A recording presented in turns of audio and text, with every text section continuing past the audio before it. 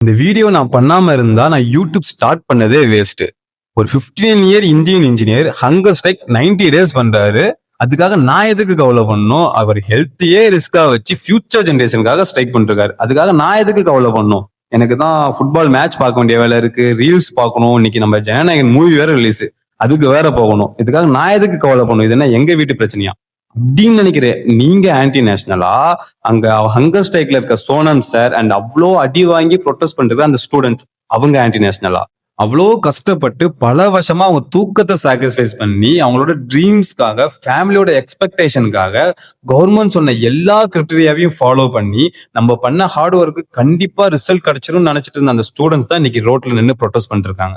So 100 ஃபாலோவர்ஸா இருந்தாலும் சரி, 10 லேக் சப்ஸ்கிரைபரா இருந்தாலும் சரி, வாய்ஸுக்கு வேல்யூ ஃபாலோவர்ஸ் டிசைட் பண்ணாது, நம்மளோட கரேஜ் தான் டிசைட் பண்ணும். அதனால பேசுங்க, கேள்வி கேளுங்க. ஏன்னா இன்னைக்கு அவங்க போராட்டம் நாளைக்கு நம்மளோட ஃபியூச்சரா இருக்கலாம்.